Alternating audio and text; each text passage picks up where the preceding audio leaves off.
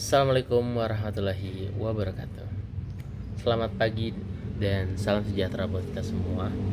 Perkenalkan, saya Muhammad Wilan Bahtiar dengan NIM 8575235336. Di sini saya akan melakukan sebuah program penguatan kepercayaan diri dan hubungan sosial untuk anak dengan Attachment Avoidance Evasion kelas 4. Salah satunya yaitu siswa yang berada di kelas saya pribadi bernama S dan usianya sekitar 10-11 tahun. Dia duduk di kelas 4, tepatnya di kelas saya yang sekarang saya ajari. Untuk profil singkat bahwa si S ini kesehariannya selayaknya teman-teman yang lain, hanya saja dia lebih cenderung mempunyai dunianya sendiri. Dia lebih nyaman sendiri, jarang banget dia meminta bantuan temannya.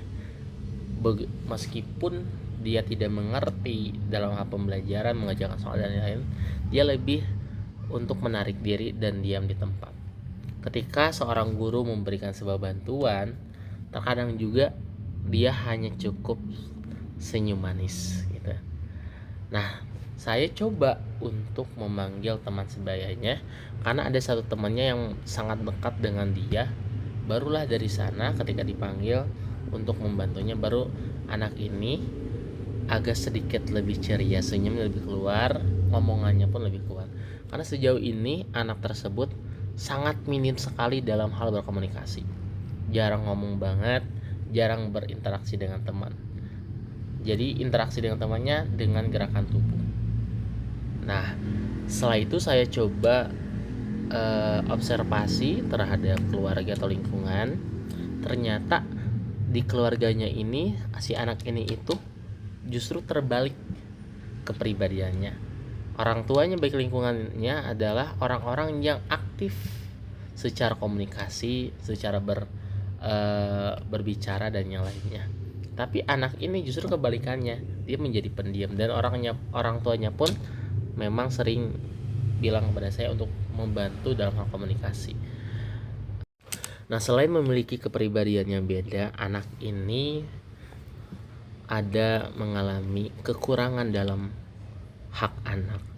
Orang tuanya saya melihat mereka tidak sibuk bekerja sebenarnya, ibunya, tapi hanya kurang perhatian terhadap anaknya. Jadi lebih ke mengandalkan guru. Beberapa hari ke belakang orang tuanya sempat nge-WA saya untuk minta bantuan supaya dilatih terus membacanya, dan kebetulan anak itu belum bisa membaca, dan saya pun membalasnya dengan senang hati. Iya ibu, insya Allah saya akan bantu. Tapi saya titip satu hal kepada orang tua, tetap kerjasama, jangan sampai hanya mengandalkan guru, karena kita sebagai guru hanya terbatas. Yang paling penting adalah di rumahnya bagaimana orang tuanya itu paham dan mengerti arti hak dari anak ini. Mereka butuh perhatian, butuh kasih sayang yang cukup dari orang tua untuk anaknya. Dan tidak lupa juga komunikasi antara anak dan orang tua juga sangat diperlukan juga.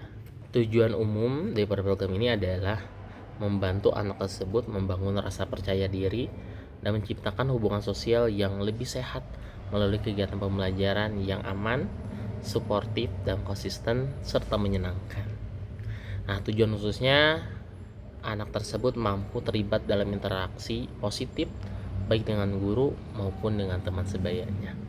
Yang kedua adalah supaya anak ini berani meminta bantuan atau menyampaikan pendapat ketika diperlukan. Yang ketiga, menunjukkan peningkatan dalam kemampuan kerjasama dengan kelompoknya. Dan yang berikutnya adalah menunjukkan perubahan perilaku dari menghindar menjadi lebih mau berkolaborasi. Pada kegiatan pertama, yaitu saya mencoba membangun kepercayaan dasarnya dengan truth game sederhana seperti lempar tangkap pelan. Nah, dimana tujuan ini adalah untuk melatih rasa aman terhadap orang lain atau teman sebayanya. Dan saya coba mengajak dia untuk bercerita, ya meskipun hanya 30 detik atau 1 menit, setidaknya dia mengeluarkan suara. Karena sejauh ini memang sangat minim sekali dia mengeluarkan beberapa kata selain kata iya, belum, sudah. Nah, kita coba bercerita apa yang dia sukai. Ketika dia menyukai satu hal, pastinya dia akan menceritakan cukup banyak kayak gitu. Dan saya selalu menempatkan diri dia kepada kelompok yang menurut saya teman-temannya sangat dominan, sportif, dan dia selalu mendukung teman-teman yang lainnya, tidak mengintimidasi. Ya, agar tujuannya tadi dia lebih percaya diri dan merasa aman terhadap orang lain. Nah, saya juga tidak lupa setelah itu menanyakan apakah hari ini senang, apakah hari ini bahagia. Terus tidak lupa juga saya selalu menanyakan beberapa hal juga, seperti apakah sudah nyaman dengan teman yang lain, apakah ada yang sulit, atau yang lainnya. Ya, tidak lupa juga memberikan hadiah sebagai apresiasi karena dia sudah berani untuk berbaur dengan teman-temannya.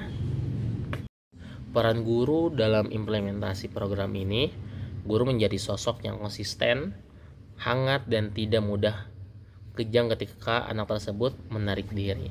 Yang kedua adalah guru memberikan struktur yang jelas seperti jadwal rutin dan aturan sederhana agar anak ini merasa aman. Yang ketiga, menggunakan komunikasi yang tenang, nada yang lembut, dan tidak memaksa anak tersebut terlibat secara berlebihan. Nah, sebagai penutup dan refleksi, peningkatan kepercayaan diri dan hubungan sosial ini dipilih karena anak dengan gangguan attachment hindaran membutuhkan lingkungan yang konsisten, aman, dan tidak mengancam.